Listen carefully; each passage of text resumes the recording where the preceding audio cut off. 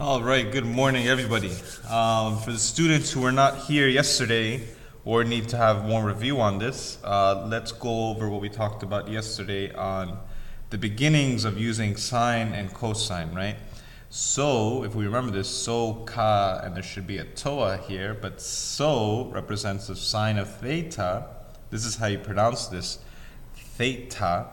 This sine of theta will be opposite over hypotenuse. So if I have some angle theta over here, if I think about, let this orange be sine, it will be opposite over here divided by the hypotenuse, right? And cosine of theta will be the adjacent, this adjacent over the hypotenuse. And this is how we're going to describe these functions. What I want you to think about is, think of sine of theta as the height function, okay? Remember, it's going to be this up and down.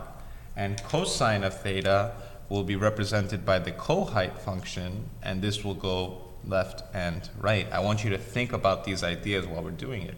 There's no need to copy this down. You should have a copy of it in your notes. So let's go through with it. If you turn this page over here, ignore it for now, and we'll come back to it. This one here, let's begin. You should have two things with you. One are these notes, and the second one should be this packet, lesson 4. All right, so we're going to go through with it. What do we remember about angles of a triangle? So if we have some triangle here, what do we know about x, y, and z? If you want, pause the video and try and remember, like, think about things that you remember. But one thing that has to be solid is that if I have x plus y plus z, if I have this angle plus this angle plus this angle, it has to equal 180 degrees. Okay? That is for a fact. All right? Next one. If we have this, what do we remember about the properties of a straight line? So let's say if we have the straight line, what are some things you remember about it? Pause the video, think about it. But if you're coming back, here, this angle has to be 180 degrees. That is for sure. A straight line has a 180 degree angle going this way. It also has a 180 degree angle going this way. And notice you make 180, 180, it gives you that 360 circle of rotation. Okie dokie. All right, so let's begin with this part over here. What I'd like you to do is go to this page. And if you look at the front, here it says, find the lengths of the sides of the triangles below, each of which has a hypotenuse of length 1. Okay, so these triangles will be our special triangles. They're very, very, very special triangles. And if you look inside the classroom at the yellow sticky notes, right, there should be 3 of them.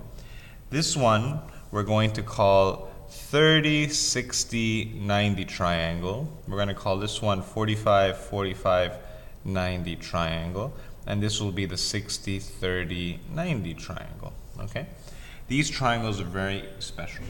And they have certain measurements that it's assumed that you know, but it's okay if you don't.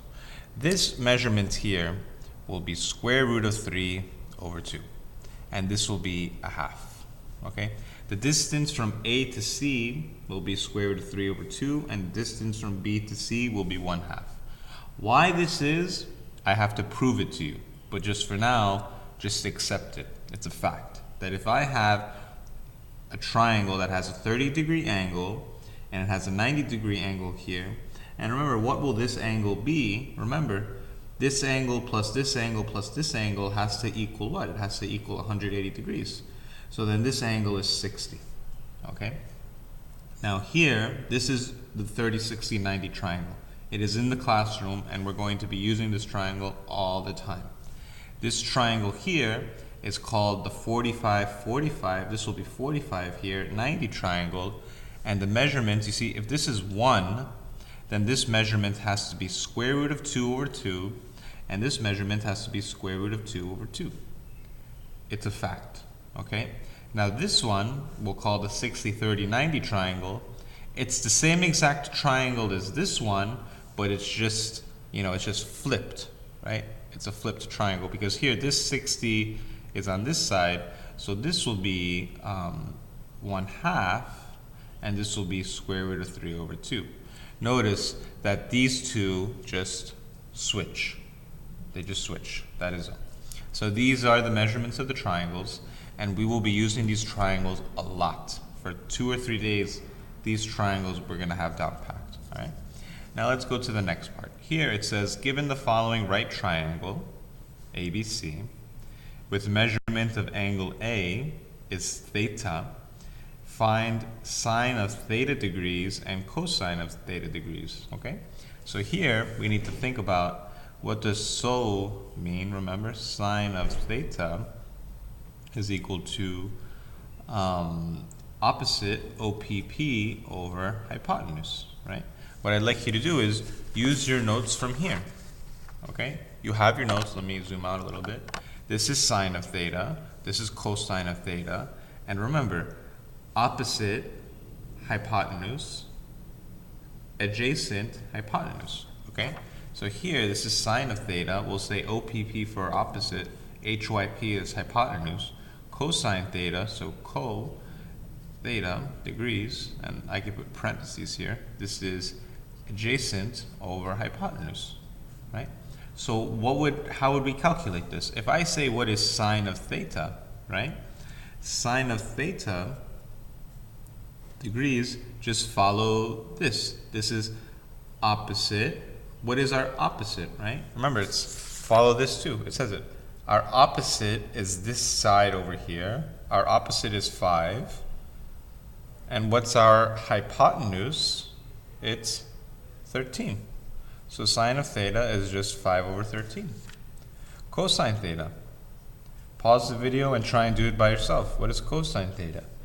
If you go with it, it's adjacent over hypotenuse. If this is the theta, adjacent means next to. Next to. So it's adjacent over the hypotenuse. So it's 12 over 13. Okay? And that's it. So let's continue on. Now, here, this paper, I gotta get a new paper. Let me pause the video.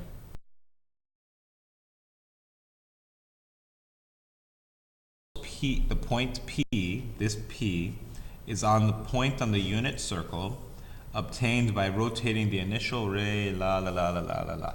This is very confusing if you first read it just like this. So what I'm going to do for us, I'm going to break this diagram down just to understand what's going on here. So here, it's talking about a unit circle, and if you see the equation of this, it's x squared plus y squared equals 1. And if we remember a long time ago, here, let me zoom out a little bit.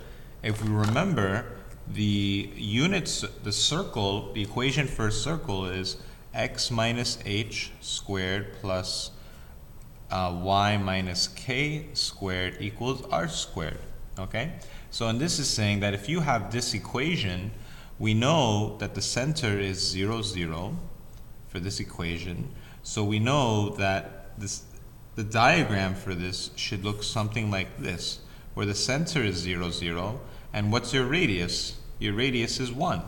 So you know that this is a point, and this will be 1, 0.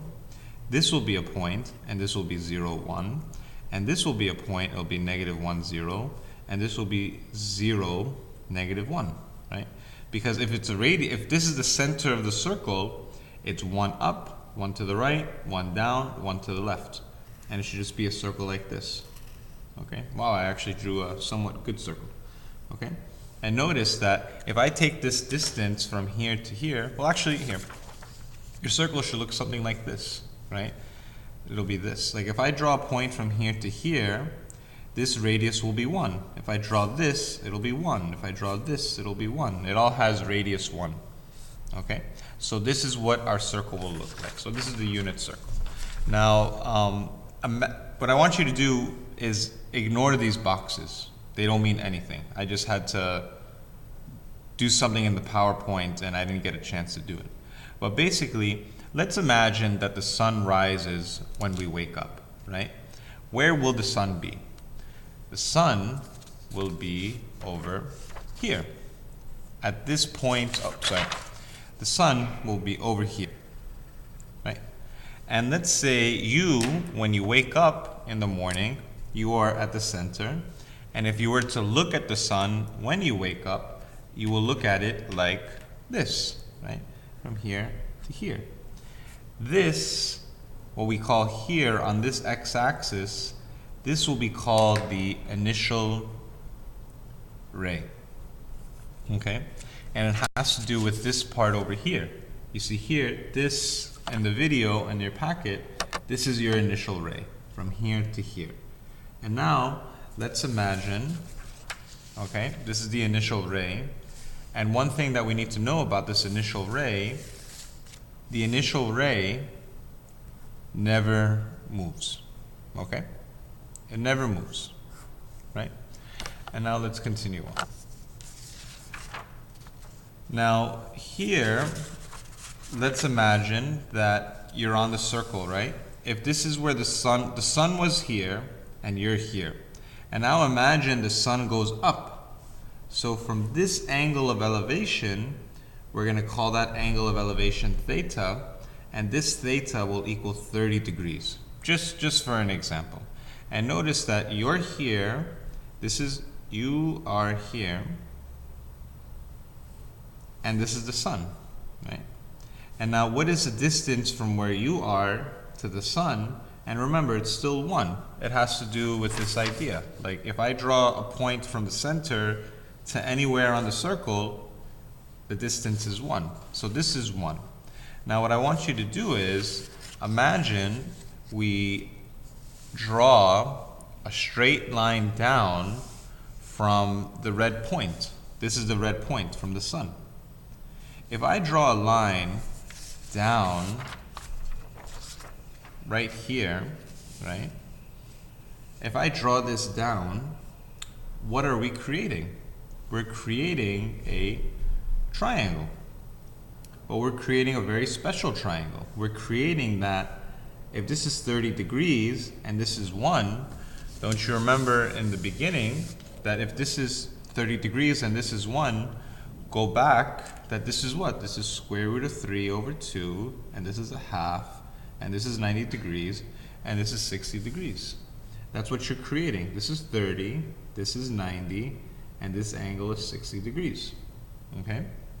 And what's happening here is, if I were to say what is sine of theta, this is sine of 30 degrees, what do we have to do? If this is a half, if this is square root of 3 over 2, right? What's sine of 30 degrees? What do we do? It's opposite over hypotenuse. So this is opposite over here is 1/2, and our hypotenuse is 1. So this is equal to a half divided by 1, and that's just simply equal to a half. So yay, we did it. Sine of 30 degrees is equal to 1/2. What about, and notice that this sine of 30 degrees is same as the long time ago. Don't you remember when we talked about the height? If I say what's the height of this point, right? We go down to the x-axis. It's just like the Ferris wheel. My next question will be, what's the co-height? What's the cosine? What's the distance from here to here? Or the distance from here to here, which will be the same, right? Let's find the co-height. Or let's find the cosine. So cosine of 30 degrees will equal adjacent over hypotenuse. So here, our adjacent is square root of 3 over 2, and our hypotenuse is 1. So it's 1. Thus, cosine of 30 degrees is equal to square root of 3 over 2, and that's it. Cosine of 30 degrees is square root of 3 over 2. Okay? Okie dokie. What I'd like you to try and do is remember to use the other triangles. Try and find sine of 45 degrees, cosine of 45 degrees, sine of 60 degrees, and cosine of 60 degrees. And you have to use these triangles, right? You have to use these triangles on the board. So try and do that, and pause the video, do what you need to do to rewatch, and what I'll do is I'll put the solutions up very soon.